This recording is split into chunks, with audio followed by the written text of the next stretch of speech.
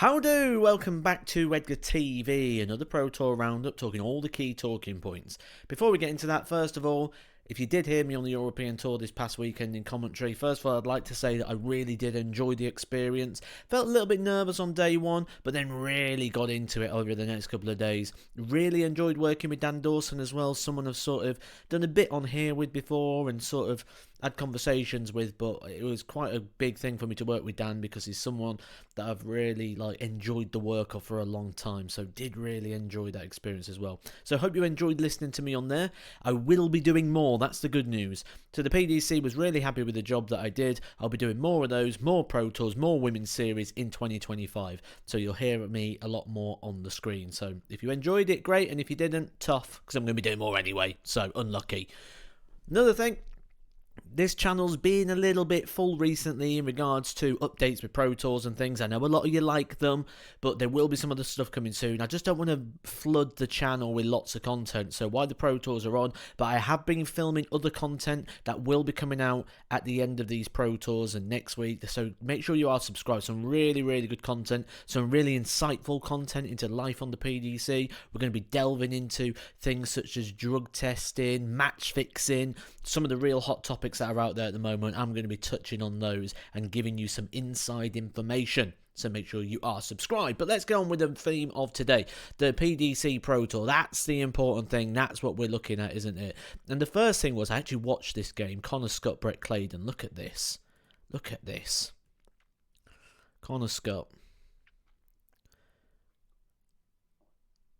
It's this point, isn't it? So he's losing his, it looks like he's lost the game, then goes, look at that, Bosch 15 darts, Bosch 14 darts, Bosch 12 darts, Bosch 16 darts, and look at this last leg at 5-5, 140, 145, 180, missed it, but then took it out in the end. The guy's class. He's one of my 5 to watch. Keep an eye on him. You'll not be disappointed if you're following him. Dave Chisnall, the number 1 seed, was disappointed though. He went out to Aaron Monk, someone who's not been completing games, shall we say, as of late. Been struggling a little bit. Luke Woodhouse left the European Tour stage holding his arm. Doubts about him regarding the World Grand Prix. He got in at the last position and he's here playing well. Well, he lost 6-5, but 90 or so average.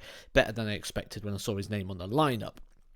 Gary Anderson, look at that again, 100 plus average again. The guy's just ridiculous, as is Vessel Nyman. Another one of my men to watch. I put a video out, 5 to watch. Go watch that if you want to see it. Vessel Nyman's one of them. I'll give you my reasons why. Incredible performance again. Jimmy Van Ski, 100 average from him. He's a Challenge Tour top-up. He'll be, for me, I think he'll be getting a tour card next year. I think that's the most likely outcome. Nathan Aspinall continuing his resurgence following his surgery. Jose de Souza wins a game. Yes, he's finally won a game. I don't think it's going to save him in regards to his ranking position. I do think he loses his tour card next year, but we'll keep an eye on that one and the talking points surrounding that. Ian White is going to be keeping his tour card. He's safe. Hopefully he'll get in the World Championships as well. That'll be good to see. Joe Cullen picks up a win against Daniel Close, 6-5. But again, Cullen's form's not been great, so good to see him in the winner's enclosure. Josh Richardson's had a terrible time of things on the Pro Tour. He's barely won a game this year, but he's won 6-2 against Simon Whitlock, who, if you remember my video on players who could potentially lose their tour card, I flagged Simon Whitlock as a potential problem. Keep an eye on him. He could get drawn into a tour card battle. Ted Everts recently came back to form at the Super Series double start week, and that was finally got 2, lost 3-2 to Robert Thornton. Now he's just won 6-2 against Michael Smith. That could be a big win in regards to what he's going to do. Adam Gavlas looks like he's going to be losing his tour card at the end of the year. 6-5 victory for him over Keegan Brown. Luke Littler in the lineup. That's good to see again. And it's good to see him playing well. He didn't play well in the Euro Tour. There were questions around, are the darts suitable for him or not? Well, he's put those issues to bed pretty quickly, hasn't he there? Good performance from him. Be interesting to see how his day goes. More Challenge Tour top-up wins. Alexander Merckx, Dutchman, winning 6-5 over Matt Campbell, who could get drawn into a few battles. Ryan Meikle was very poor on the Euro Tour this past weekend. He went out to a home nation qualifier in probably not a good performance, and a bad performance there as well. Maybe Ryan Meikle is starting to feel the pressure at the back end of the year. His tour card could be in danger, certainly if he doesn't make the World Championships. He played in the World Championships for 4 years, then missed 1 year. Now he's close to getting back in. I can tell you, after being involved around Christmas time with darts and the World Championships, something I've done, the first year you miss it, you miss it. It hurts. He had a chance to put it right. Needs a bit more though, you feel. Round 2, you know what to do. It's the star performers time. Everyone who averages over 100, and once again, we have got a whopping great list of players. Some people you're expecting to see here, we're seeing here on a regular basis. Gary Anderson's done it again. 106 average with a 9 dart finish over Jamie Hughes, whose tour card is in serious doubt. And do you know what? I reckon if Jamie Hughes lost it, I don't know how much interest he'd have in getting it back. We've seen that he's done a couple of events, but I reckon he might go back to the WF. I mean, I could be completely wrong, but I wouldn't be surprised if he'd be happy just to do WF and do other tours now. Could be wrong. I'm speculating. I don't have any inside on that. I'm literally just guessing there. Darren Beveridge on the list, 101. That's not a 7. I've just used a terrible font, really, haven't I, on that? Same for Humphreys, 101. It's not a 7. Carl Sedlacek, someone who I think is sort of the standard at the moment of a PDC player. If you can beat Carl Sedlacek, you could do well on the tour. I think he's sort of one of those mid-ranked players at the moment, isn't you expect to see in the top 64 for a while. Top 32, this is your third round, this is your board finals. We'll take a little look at these. Christian Kist, once again, having a run. Challenge Tour top-up. Ted Everts adds to it again, nearly 100 average, beating Johnny Clayton. This is good to see, because when Ted Everts was on the Youth Tour, he's the most successful Youth Tour player of all time. Now, he looks at people like Dimitri Vandenberg, who's just lost to Gary Anderson with 111. He looks at people like Luke Humphreys, who's the world champion and the world number 1. And he probably thinks he probably is kicking himself, isn't he? Because it must be hard to sort of sit back and think about what you was so much better than these players in the early days, and now they're getting the better of you. And they've gone a lot better. So it must have been a hard pill to swallow. So it's good to see him on the run here. Also, Ricardo Petresco's been out with injury recently. He gets a couple of wins. That's good to see him finally in the winner's enclosure. Good signs before the World Grand Prix. Wrong slide. We've gone back to round 2. Now, a little bit of information for you here. Ted Everts is on a good run. He's reached the last 16 now, hasn't he? He's just gone through the board final, so he's into last 16. If he goes on to win this title, so you've got your Challenge Tour top-up, which is number 1 on the Challenge Tour and so on. If you win a Pro Tour, we've got the old Christoph Ratajski rule, which is you get to skip the Pro Tour order of merit. So, if Ted Everts wins the Pro Tour today, he will become reserve number 1.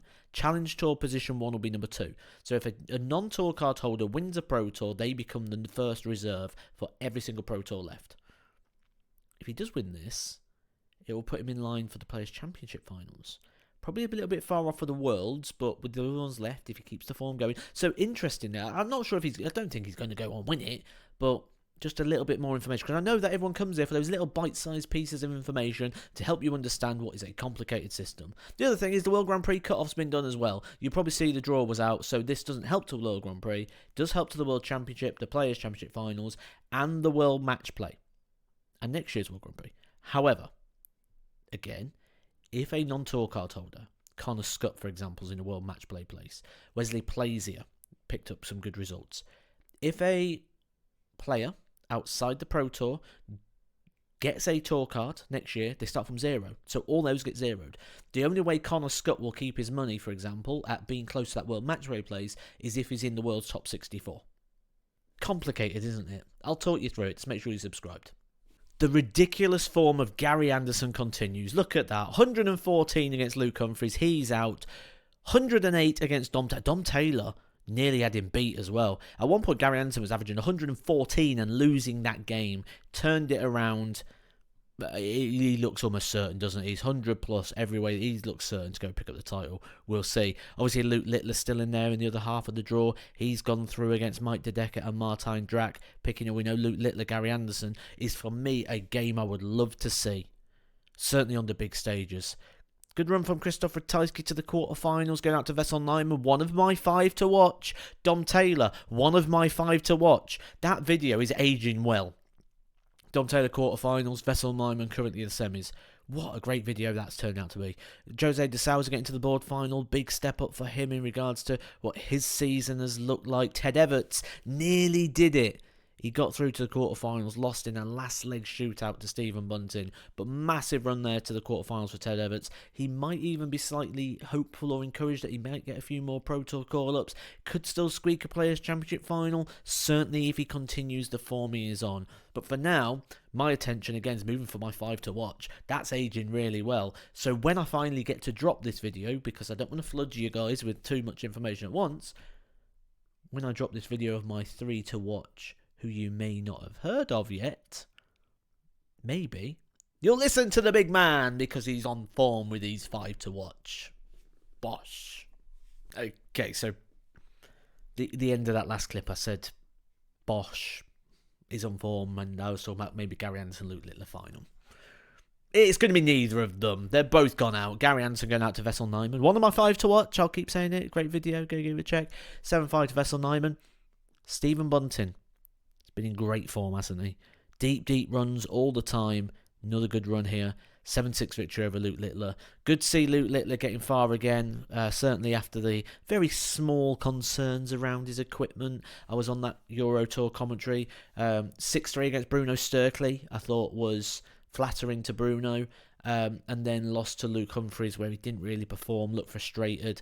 Not quite sure those darts was right, but they're just a different colour really, weren't they, as such? But it's just the feel of something new, and maybe now bedding him in a little bit, we're going to see a little bit more from Luke Littler. But final, Vessel Nyman, Stephen Bunting. So the form of Stephen Bunting continues, but he hasn't added another title to it. It is Vessel Nyman. I'm not going to dwell too long here in regards to the averages, or the performance, or the stats. We know Vessel Nyman is incredible at 100 average, again, near enough there, 99 point bits. The important bits here are deeper than that. Vessel Nyman moves at 4 places in the world rankings, now just outside the top 64. He's guaranteed the Grand Slam, the Players' Championship Finals, the World Championships. He's likely to be in the World Match Play next year now. In fact, he's going to be in the World Match Play next year. He's second in the rankings of the Order of Merit. He's looking good for that. Vessel Nyman will be in the top 64. That's a guarantee by the end of the year, after 1 year. Next year is defending nothing. I'm going to pose to you now, this time next year, in 12 months' time, Vessel Nyman will be in the world's top 32. If we look at guarantees that he's got, I would say he's about 90 to £100,000 away. But that can easily be ate up. If he wins a game at the World Championships, that's another 7,500. You see how quickly this grows and how quickly it gains. There's a chance he could play in the Masters event. He'll look good at the moment for the World Grand Prix for next year. He will be in the top 32 by next year if he continues anything like the form he is. And I don't see anything in him at the moment to suggest he's not going to. He is one to keep an eye on. He's going to the top 32. Great day for him. He's also a Mission-sponsored player. Obviously, I'm sponsored by Mission as well, so that's nice to see. I also do the Mission YouTube channel as well. Go check that out. If you haven't seen that yet, Rate My Hockey, a great series on there. We go around the UK, finding darts venues and grading them, the best darts venues in the UK. So go watch the Mission YouTube channel as well. I'll put the link in the description below so you don't have to struggle with that. Vessel Nyman, one of our players. We'll hopefully get him on soon to have a chat with him and see if we can get him talking to you guys as well on that channel. So go give that a subscribe as well.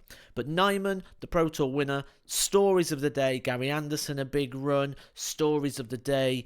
Ted Everts coming back to form. As this week progresses, we've got 2 more days of Pro Tour action. Pro Tour tomorrow and on Thursday as well. I will run through everything regarding the back end of this year. Who's close to the Worlds? Who's missing out on the Worlds? What big names? We'll look through that. Also, who's likely to lose their tour cards? We'll look at that. Also, big news, Adrian Lewis is still contemplating entering the World Championship qualifier through the PDPA. That'll be interesting. He said he'll only do it if he feels he can win it. He could still come into the party for the World Championship. I will let you know everything you need to know right here on Edgar TV. So make sure you're subscribed. Hope you've got enough nuggets out of this one. Catch you soon.